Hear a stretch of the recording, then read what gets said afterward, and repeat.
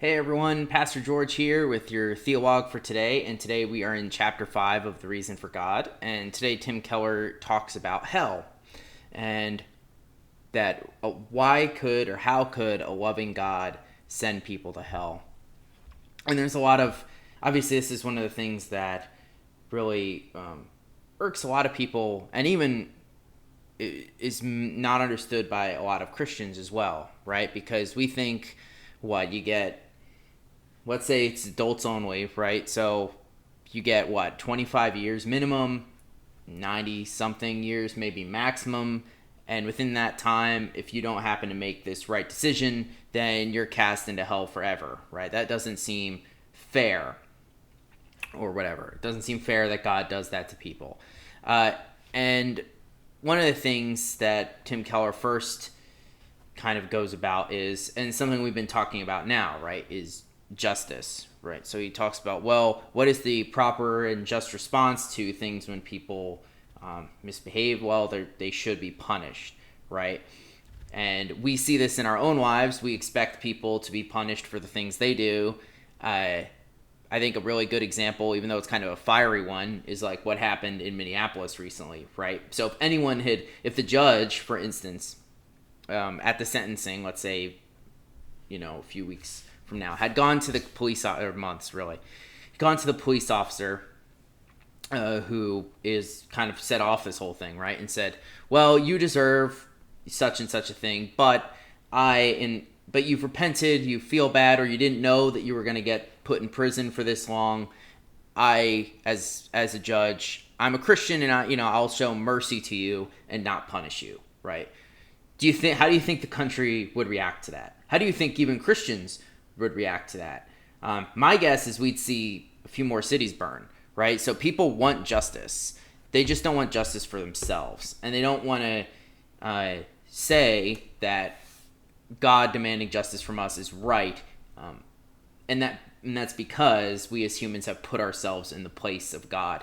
Right now I'm doing my summer reading. So every summer I read the Iliad, which is great. If you've never read it, I really love it. But one of the things that is really thing in the Iliad is that, like, the people, even the ancients understood this, right? People are on one plane, and there's divinity and fate, and that's up here, right? And these two things sometimes meet, but this is always takes precedence over the human, right? And if a human tries to usurp their place into being a god, they're shot down with fire and fury. And the same thing, right? So, like, what's the crown sin of the scriptures, right? It's humanity.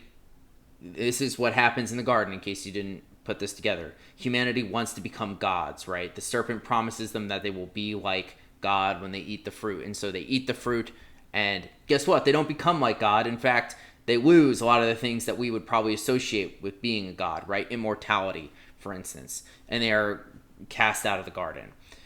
And so that's kind of the justice that people don't want to be given to them, right? They want to feel like they're God. They want to make their choices and their freedom choices, but they don't want to live with those consequences. And as C.S. Lewis and Tim Keller and a lot of other Christians have pointed out, that going to hell is a free choice. You have the ability, right? You can choose not to believe. One of the things that I really like is C.S. Lewis says the door to hell is locked from the inside, right? People in hell want to be there. And I think that Tim Keller also says this, and I think he says it in a little bit more of an explanatory way. So I'm going to read this for you. He says, in short, hell is simply one's freely chosen identity apart from God on a trajectory into infinity. We see this process writ small in addictions to drugs, alcohol, gambling, and pornography.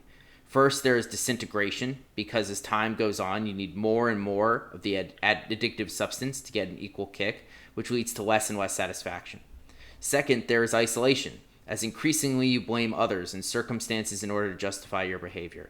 No one understands, everyone is against me, is muttered in greater and greater self-pity and self-absorption. When we build our lives on anything but God, that thing, though a good thing, becomes an enslaving addiction, something that we have to be happy. Personal disintegration happens on a broader scale. In eternity, this disintegration goes on forever. There is increasing isolation, denial, delusion, and self-absorption. When you lose all humility, you are out of touch with reality. No one ever asks to leave hell. The very idea of heaven seems to them a sham. Because I think what Keller is saying there is part of what becoming a Christian means is giving up your freedom, right? Giving up some of the choices that you would have to make or would like to make in order to follow the faith, right? In order to follow the precepts of God. And people who don't want to do that or see it all as some play are going to attack hell, right, as a concept. But that's only because they think heaven itself, this idea of God, is a sham. And so it's just one way of trying to get people to funnel into that. But if you can show that God is real, then heaven, right, and hell make a lot more sense. So that's what I wanted to say for today. Tomorrow we will do the next part in the book. So I will see you then. As always, feel free to send me questions. All right, see you guys tomorrow.